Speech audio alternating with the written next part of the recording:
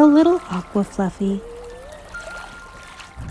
Once upon a time, there was a little Aquafluffy who lived under the sea. She had a dede who loved her so very much and always gave her huggies and love. She was the youngest, the little baby, with 6 other sisters who also loved her very much.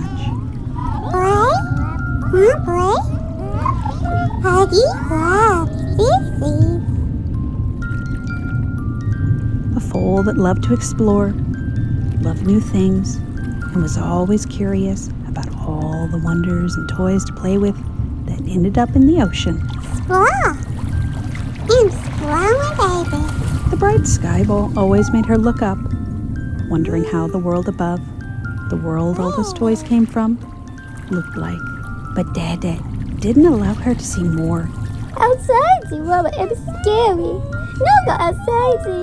The little Aquafluffy was sad. She wanted to explore more. She was an explorer. But her Dede kept warning her and telling her the story about how some mean Nesty and the humans took his special friend away and gave her forever sleepies when she was younger. But her father had to be wrong. A little dummy who didn't know how fun the dry world would be.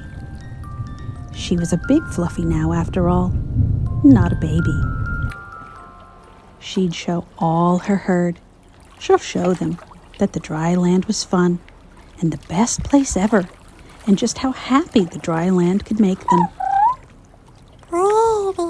And what a better start than to make a dry land friend who loves water. The little Aquafluffy thought that maybe if she took her new dry fluffy friend to her Dede, he would see how great the dry world could be. But then, something seemed wrong with the dry land Fluffy. The Fluffy slipped into the water, but instead of swim, it began to sink. The little Aquafluffy was so confused. The dry land Fluffy seemed in pain. So the little Aquafluffy decided to take the land Fluffy back to the land with all her strength. But her new friend didn't move. However, the little Aquafluffy had no time to ask him if he was okay, because a distant voice was getting closer. Maybe the monsters her Dede warned her about. She had to run away. But it was just another land Fluffy. The little Aquafluffy just watched as they talked and smiled at each other. The land Fluffy believed the other one saved him from the cruel waters and asked her to be his very special friend, not noticing the little Aquafluffy in the distance with the worst heartaches due to a broken heart.